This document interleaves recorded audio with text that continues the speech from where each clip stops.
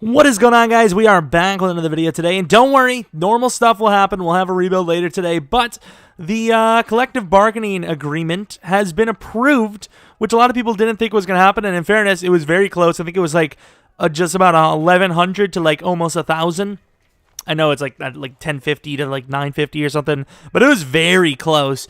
And this one's a big one because there was a lot of people saying, how does this work?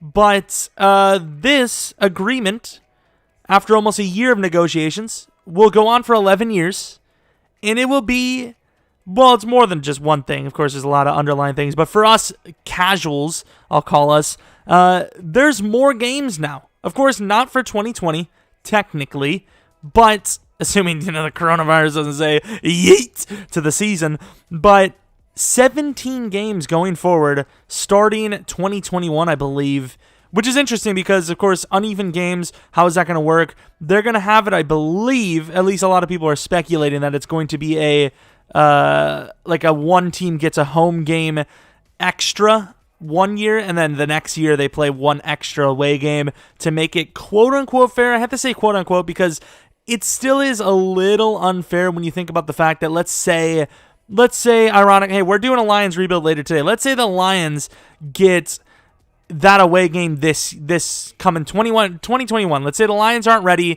2021 to compete, right? So they have to play an extra away game, and then they have a really good draft on top of, this year's draft, and in 2022 they get that extra home game and they're ready to compete. So they get an extra bonus during the year they're ready to go, So I don't know how that's going to work. It's going to be very interesting. However, this year, we will already see the changes, not only due to money situations, but the extra playoff game, I believe, is going to come into play right out the gate. So a big factor, huge factor, is there is only going to be one bye week each conference now. So, the Packers, who got a lucky bye, barely edging out the top for number 2, would not have gotten a bye, and they would have probably lost to Seattle without that extra week, or a chance to lose. Seattle was pretty banged up, but you never know. The Packers might not have made it as far. Some other teams might have not made it as far.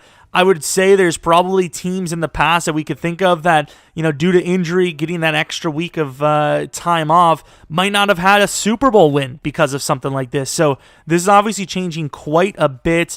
I also do believe there's going to be even more money involved. Of course, more games equals more money, so the salary cap will be raised. I also believe the veteran minimum is now raised $100K. So for anyone that plays Madden, no $900K anymore, boys. We're in the mills.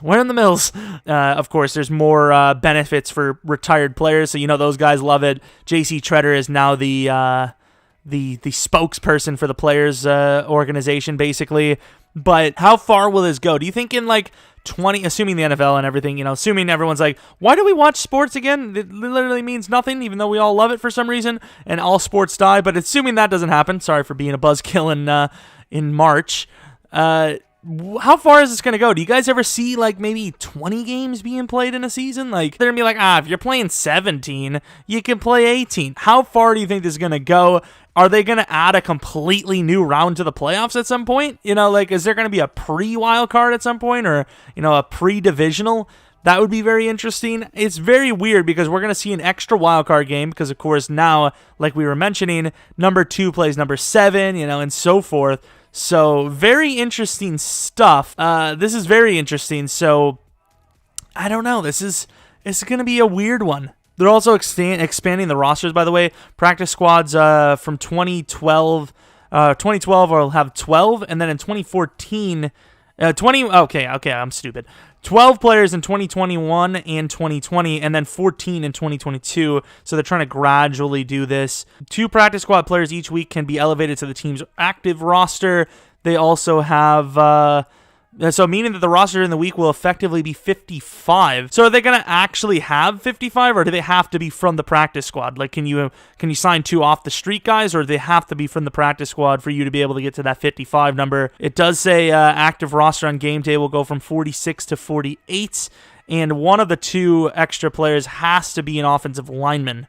That's very interesting. But that's very interesting to see a collective bargaining agreement at, I don't know what the other ones are, but the official votes were 1,019 4 and then 959 against, which is very interesting.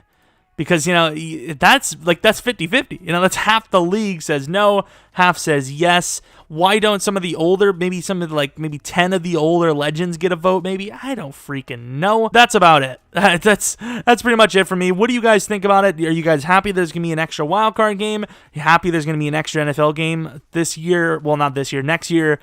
I think it's kind of cool, but was it necessary? That's the real question. Should there have been one? I know they're trying to make more money. I guess it makes sense, but I don't know. 16 was good. 16. If you're gonna go 17, might as well put 18. So it's 18. 9 away, 9 home. But anyways, that's pretty much it for me. We'll have a rebuild later out today. That's not words. And I suppose if you're new to the channel, maybe subscribe, like the video if you liked it. Follow me on Twitter, Jeromepkr, and that is about it. Thanks for watching. And I'll see you guys a little bit later. See ya, I guess.